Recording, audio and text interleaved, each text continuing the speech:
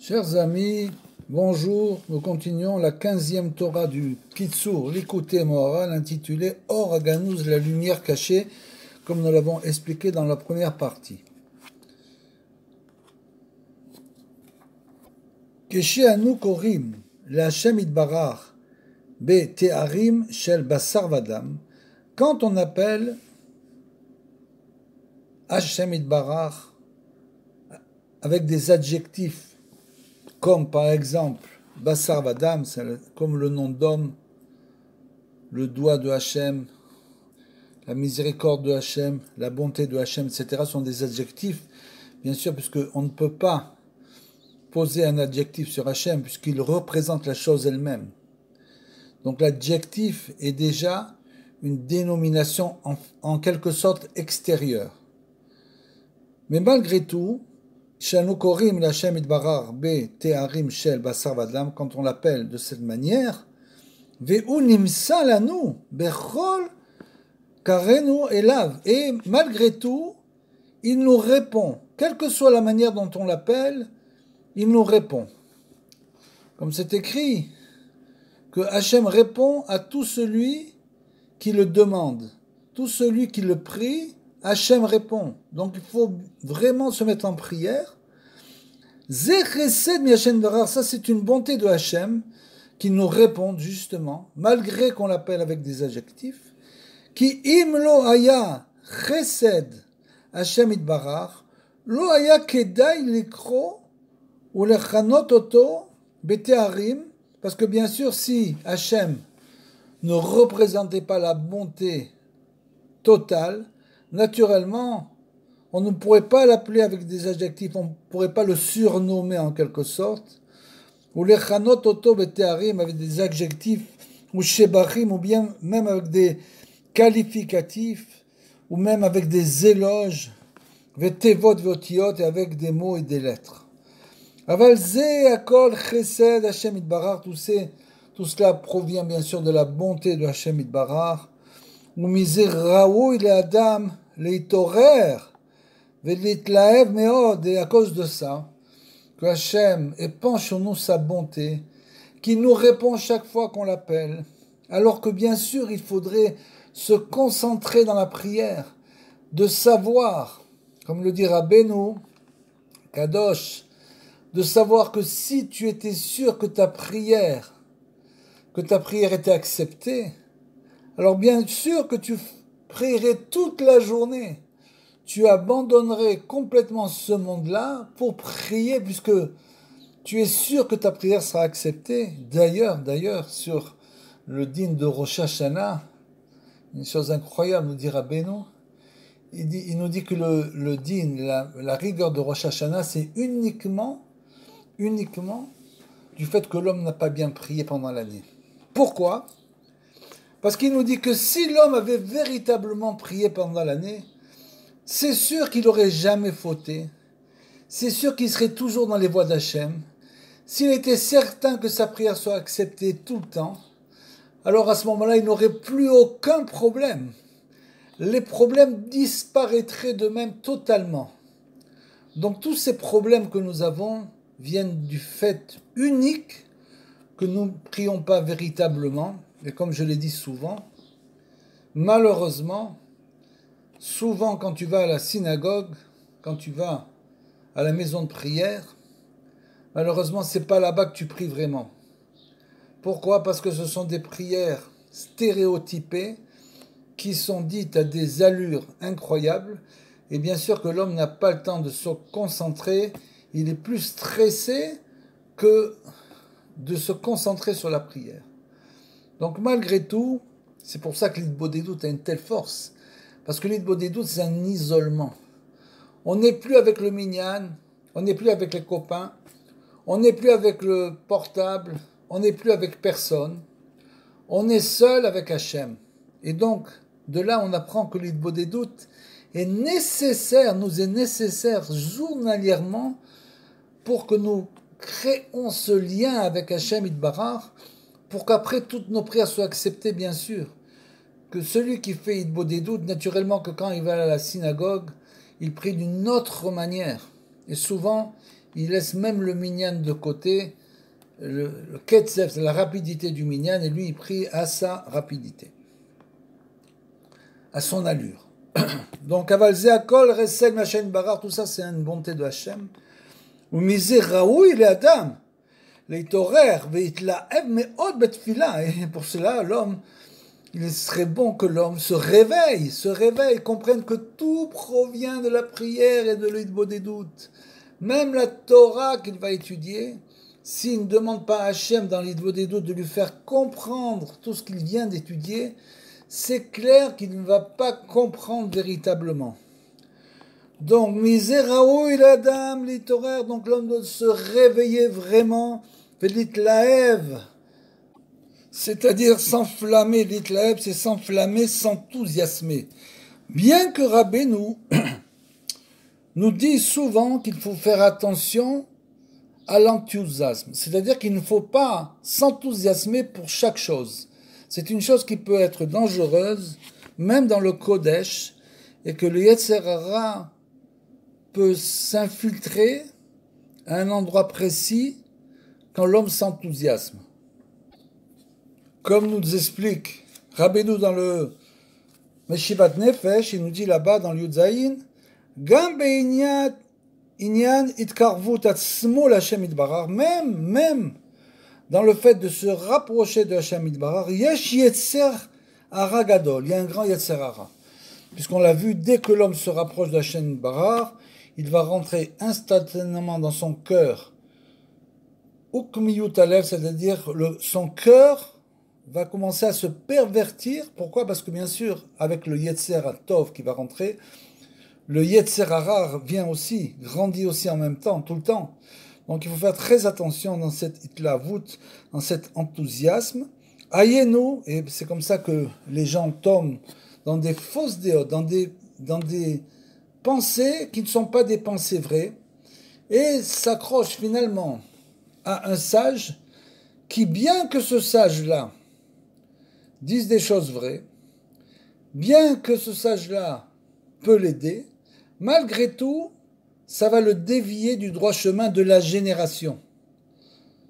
Et donc ça peut lui faire aller vers une Torah qui n'est pas la Torah de la génération, comme on l'a dit, que la seule Torah de la génération, c'est bien sûr la Torah de Rabbeinu, c'est la seule Torah de la génération. On étudie tous les textes, comme le dit Rabbeinu, étudier tous les textes, mais ma Torah, c'est la Torah de la génération jusqu'au Mashiach. C'est-à-dire que bien sûr, c'est la Torah de la vérité pour nous. Et je prends un autre exemple. Quand quelqu'un fait son alia, par exemple, il peut monter en Israël avec un grand enthousiasme. Et ça, c'est bien, parce que bien sûr, il arrive finalement, il quitte la galoute après 2000 ans de galoute. Tous ses pères vont monter avec lui en Israël. La chaîne de génération va monter en Israël avec lui. Donc c'est une alia, une montée spirituelle. Mais bien sûr, s'il arrive en Israël en pensant qu'il arrive au Gan Eden, et que ici, tous les gens sont des tzadikim, il est clair que cet homme-là va tomber rapidement dans le Yehush, dans le désespoir, et il va vite revenir faire la Yerida, ce qu'on appelle la Yerida. Il va revenir en Chutz La'aretz. Donc il faut savoir toujours essayer de maintenir sa itlavut avec son sechel, avec son intelligence. Il faut que l'intelligence domine la hitlavut. Comme nous dit Rabbeinu, donc tout ce qui correspond bien sûr à une montée spirituelle. Yesh yetzer hara gadol, ayenu shelefamim rabouy hitlavut chutz me'amida, si l'homme s'enthousiasme trop, ou mais yetzer hara, ça provient aussi du yetzer hara. Donc il faut toujours rester l'esprit calme. Très important de ne pas trop s'enthousiasmer. Bien sûr, sans enthousiasme, alors bien sûr, on ne monte pas en Israël, c'est clair. Mais il faut savoir se dominer. Veze bechinat pen yersu el Hashem, sous peine bien sûr en quelque sorte, de provoquer une chose qui n'est pas désirable. Vesrichim levakesh rachamim l'inasel gam misé, il faut demander à Hachem de la rachamim, de la miséricorde aussi pour être sauvé de ça. Par contre, pendant la prière, là c'est le moment où il faut s'enthousiasmer. Puisque le regesh, les sentiments, c'est dans la prière. C'est pour ça qu'on a du regesh, c'est pour s'élever. Grâce à ce regesh, ces sentiments-là, on doit s'élever dans la prière. Donc, si dans la prière on s'enthousiasme, alors là, oui, c'est bien, c'est très bien. On me disait, Raoult, il est Adam, l'Eitorer, vous l'Etlaev, et donc l'homme, il est désirable que l'homme s'enthousiasme, s'extasie, méode, betfila, pendant le moment de la prière. C'est pour ça que, bien sûr, que si on est dans une maison de prière, naturellement, après en minyan, si tu commences un peu à taper des mains, à lever les bras vers le ciel, etc., tu vas être catégorisé comme en quelque sorte, celui qui a perdu les pédales. Pas du tout, pas du tout. Il faut faire ça, il faut taper des mains, il faut sauter, il faut lever les mains en l'air. Parce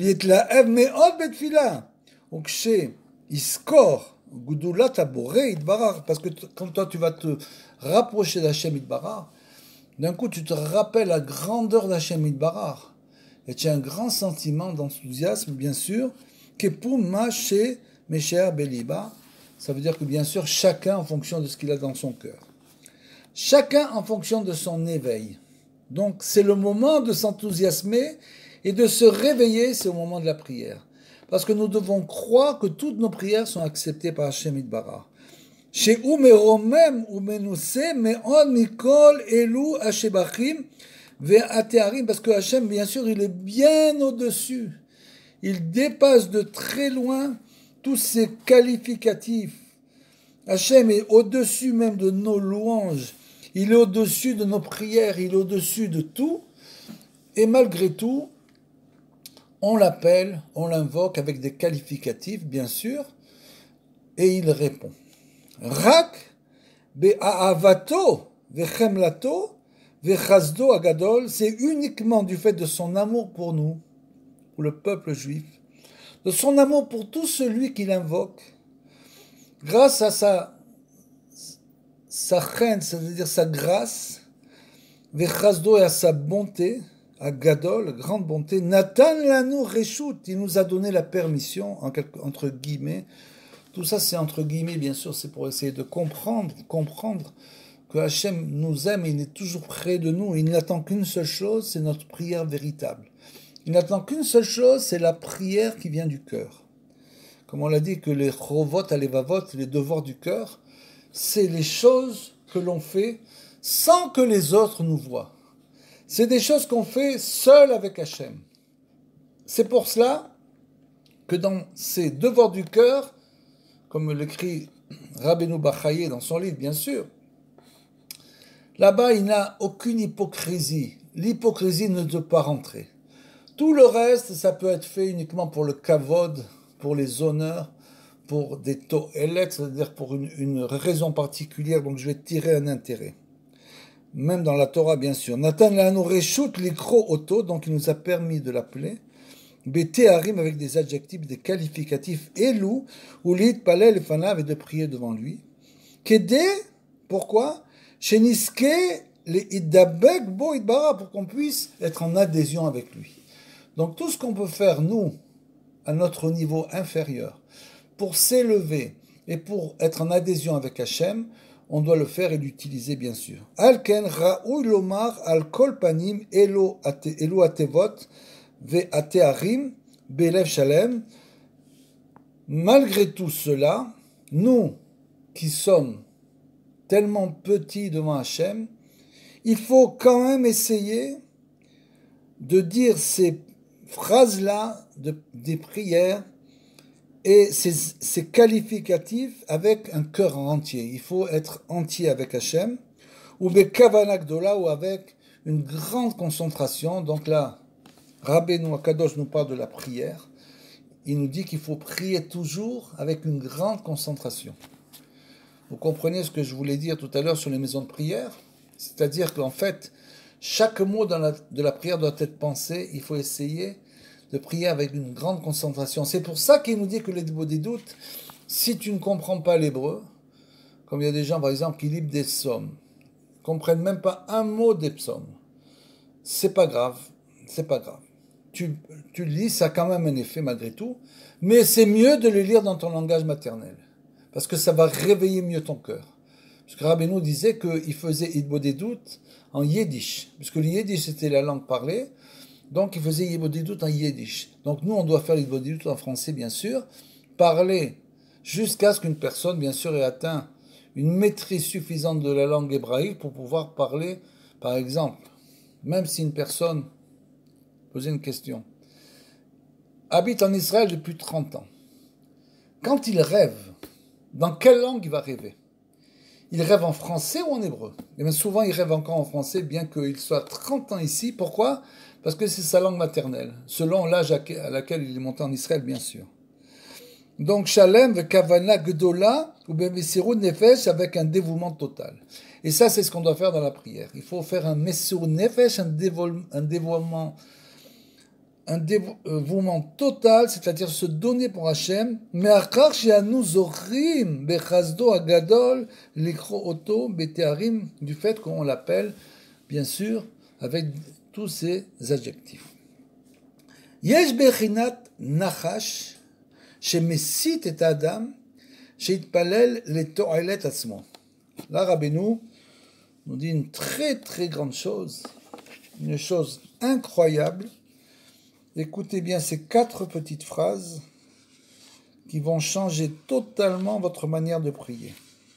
4 phrases. Rabbeinu, c'était le maître de la prière. Le Baal Tfila, le Baal Tefila des contes de Rabbi Nachman. Nous avons déjà publié tous les contes. Et le conte, le plus grand conte, c'est le Baal Tefila. Celui qui est le maître de la prière, qui peut tout obtenir par sa prière. Tout ce qu'il fait, c'est de prier et de demander pour chaque chose. Malgré tout, qu'est-ce qu'on doit demander pendant la prière?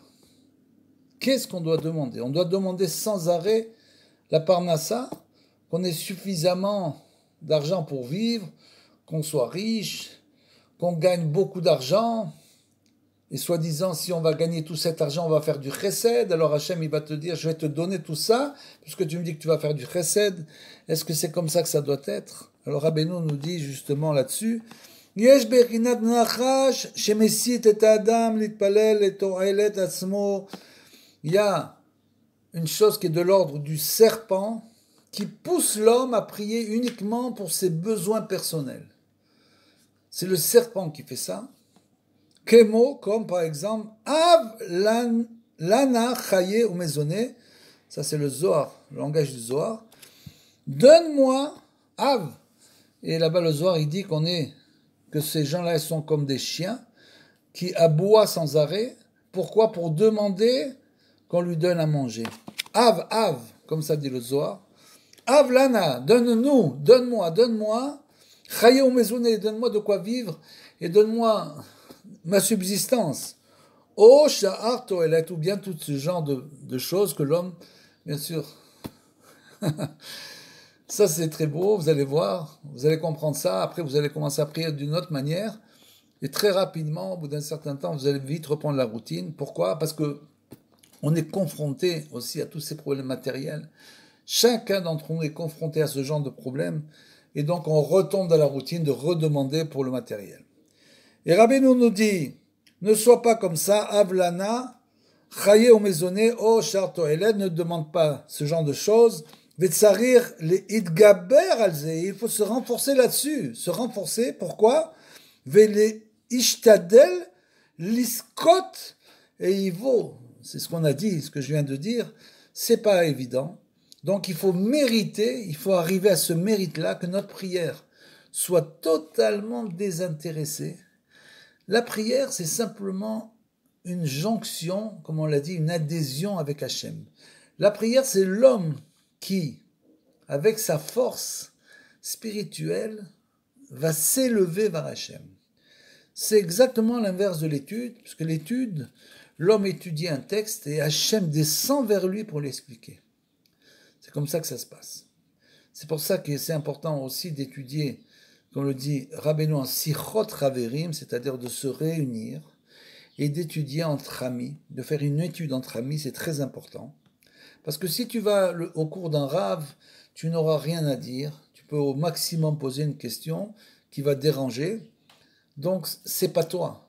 Par contre, quand tu es en sichot raverim, quand on se réunit entre amis, on commence à parler de la Torah de Rabbeinu, on découvre des choses nouvelles, extraordinaires, puisque c'est Hachem qui descend, et c'est comme une neshama nouvelle qui descend, puisque tous ces gens-là qui sont assis créent en quelque sorte une nouvelle neshama, comme dans le minyan, qui est marqué tant qu'il n'y a pas de minyan, il n'y a pas de shrina.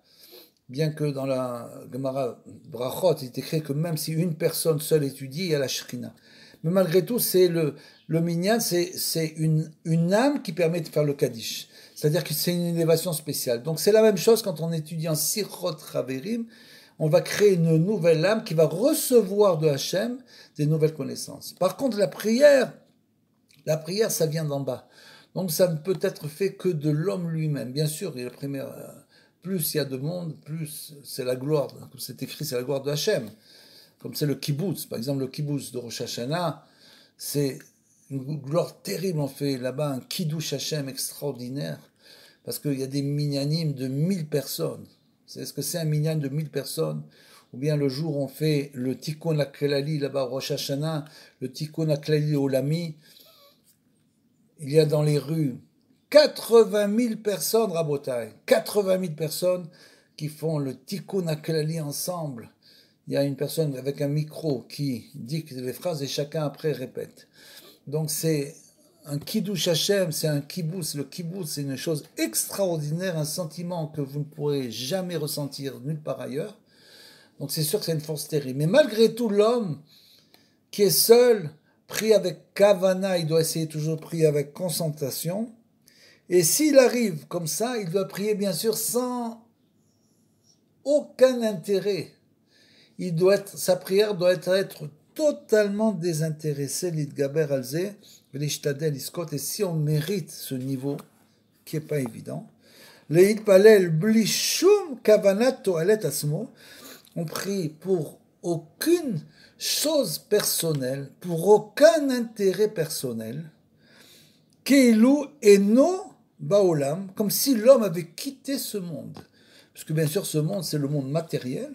Donc si l'homme prie sans aucun intérêt personnel, à ce moment-là, véritablement, il prie pour Hachem lui-même, pour se relier à Hachem.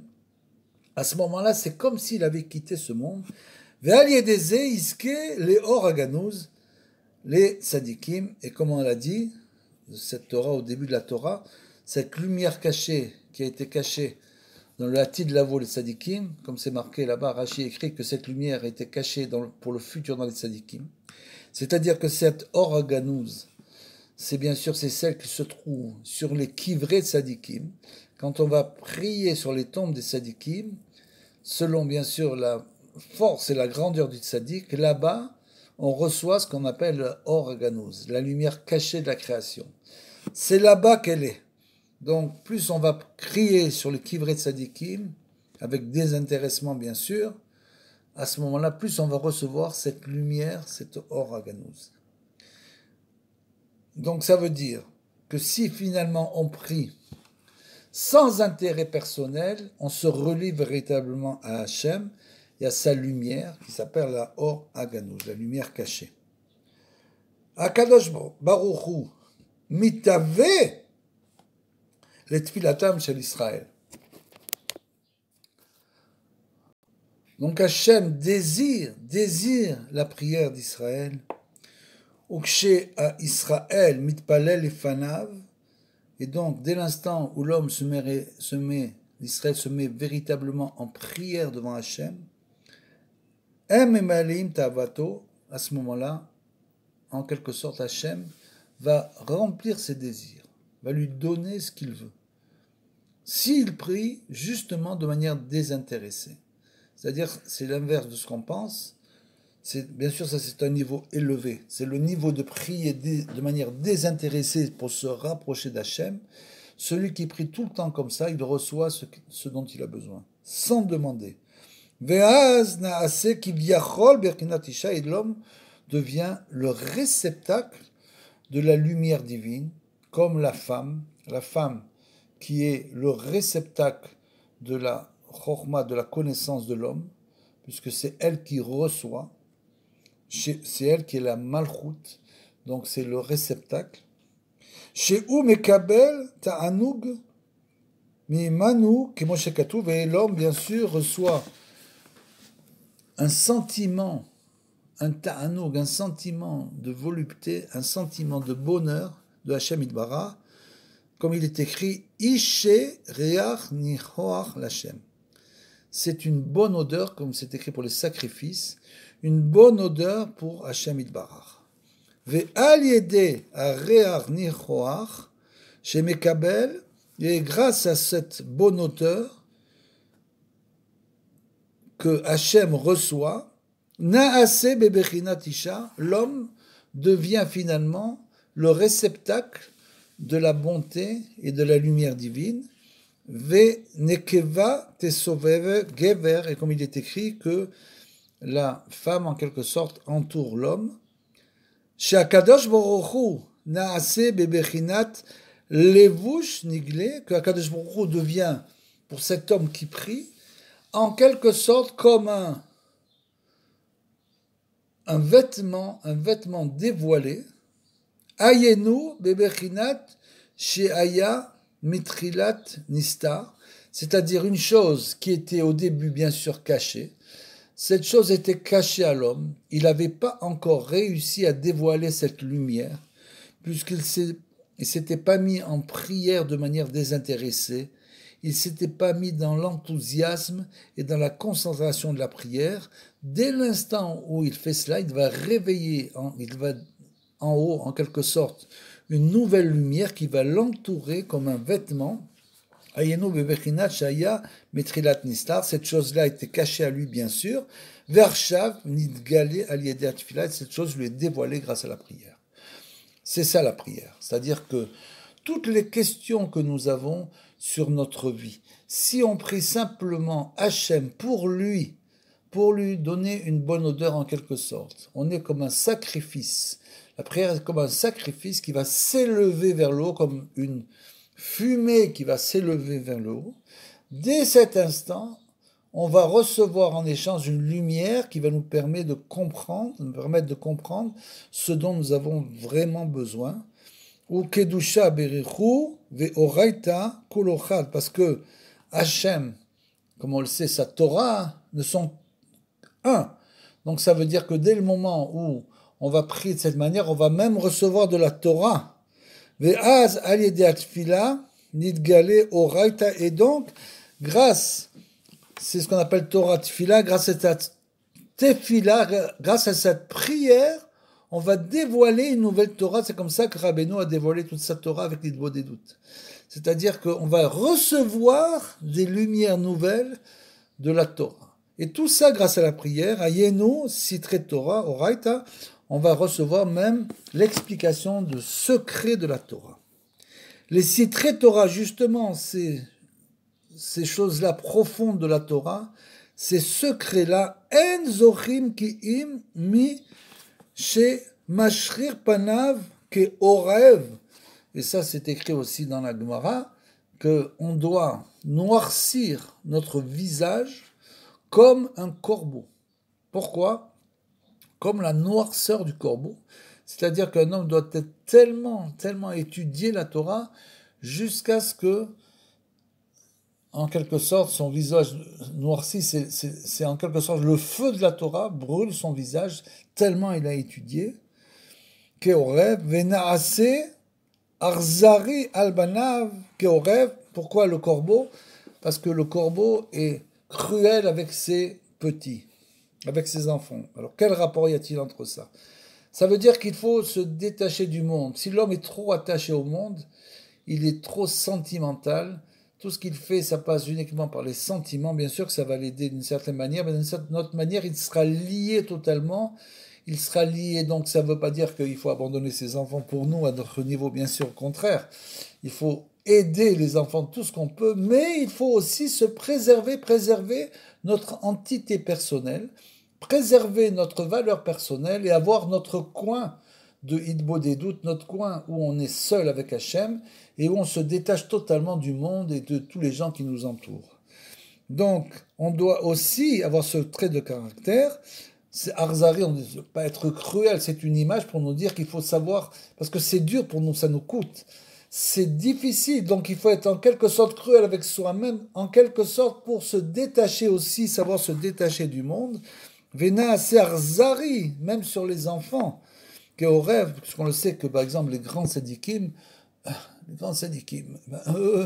ils étaient totalement détachés de leur famille, ils passaient des journées en Hitbo des doutes et en études, etc., loin de leur famille. Alors vous allez me dire, c'est pas normal. Bien sûr, c'est à notre niveau, c'est bien sûr pas normal. Mais à leur niveau, par exemple, même Rabbi Israël au dessert à Kadosh, le Baal Pétek, il raconte dans sa vie que bien sûr, il habitait à Tibériade. Donc il habitait à Tibériade, mais il était tout le temps à Méron, ou à Jérusalem, et il passait ses journées et ses mois et ses années en prière, en études, en Hitbo des doutes, du matin au soir, le jour, la nuit, et il revenait le Shabbat chez lui. Donc c'est comme ça que font les tzadikim. Les grands tzadikim d'avant, c'était encore bien pire. Il y a même des histoires dans la Gemara où il y a un tzadik qui ne revenait que le Yom Kippour. Que le Yom Kippour, il revenait comme Rabbi Akiva, par exemple. Vous connaissez bien l'histoire de Rabbi Akiva, qui a étudié pendant 7 ans. Et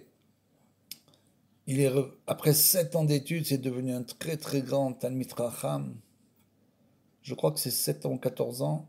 Il est revenu donc chez lui, et avant qu'il arrive chez lui, il était au pas de la porte de sa maison. Sa femme l'avait entendu, je crois que c'est pas vraiment 14 ans.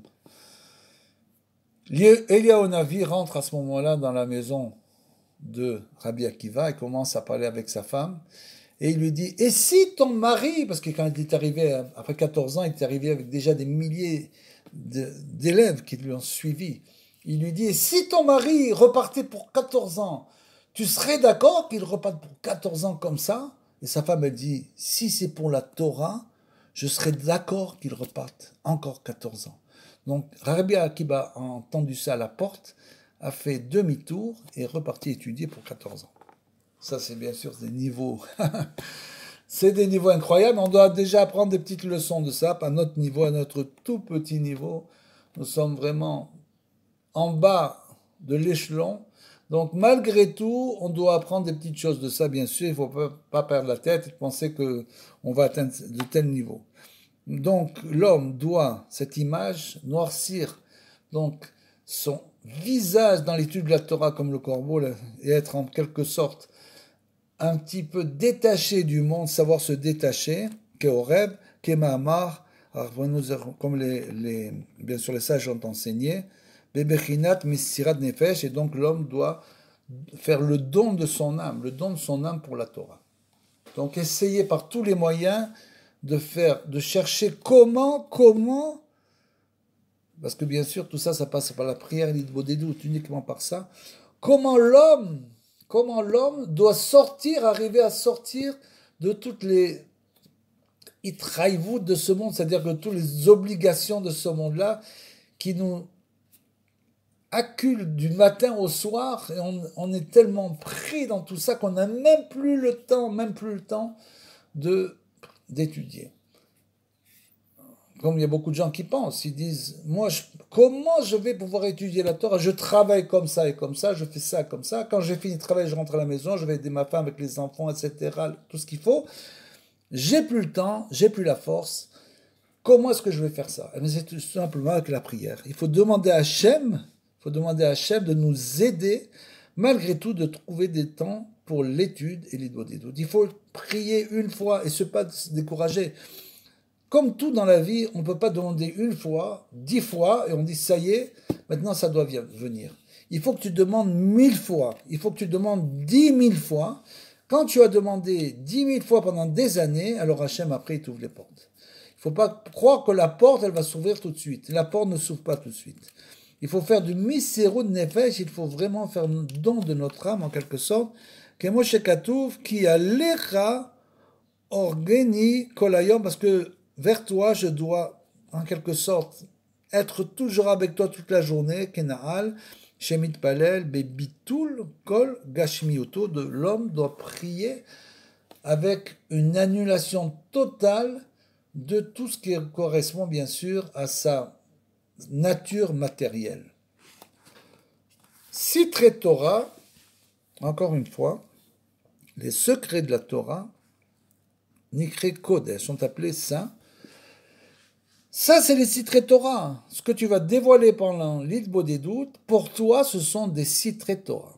Les Sitre Torah, ce n'est pas celui qui s'assoit pour étudier la Kabbalah, le Zohar. Bien sûr qu'il faut l'étudier, mais naturellement, le Zohar, c'est un très gros livre aussi, comme l'écouter à la Chot, il y a beaucoup à étudier. Donc, ce n'est pas celui qui vient se vanter de t'expliquer les sphirotes et qui a un langage élevé. C'est une chose que Rabbeinu fuyait totalement. Une fois, il y a un Mekoubal qui est venu lui parler avec un langage châtié, un kabbaliste. Il est venu lui parler avec un langage de sphirotes, de parsoufim, etc. Après qu'il ait écouté, il lui a dit « Comment un homme aussi gasse, aussi vulgaire, entre guillemets, que toi, peut parler avec un langage pareil ?» La personne a été effarée, parce que bien sûr, on n'est pas du tout à ce niveau. Et tout celui qui parle avec ce genre de langage, il faut éviter au maximum sa promiscuité, bien sûr. Sitre Torah nikra kodesh, et les secrets de la Torah, c'est la sainteté, ça veut dire quoi? Vekol zar lo yochal kodesh, et comme on l'a dit, tout étranger, tout celui qui n'a pas acquis toutes ses connaissances, ne mange pas du kodesh. Bechinat reshit, c'est le début en quelque sorte. Veilo yochal elav mekedushav ou mekoraav. Ve'em bechinat bet amigdash tivne ve'techonen bemera beyamim. Amen. Tout ça, ça correspond bien sûr à le Bet Amigdash, le temple, c'est-à-dire que naturellement que quand on aura ce temple, quand on aura construit le troisième temple, il est clair qu'on recevra une lumière nouvelle, que le Ham Israël montera à un autre niveau, et à ce moment-là, nous pourrons vraiment nous adonner à l'étude de choses beaucoup plus profondes. Voilà, ça c'est pour donc la 15e Torah du Likutei Moharan.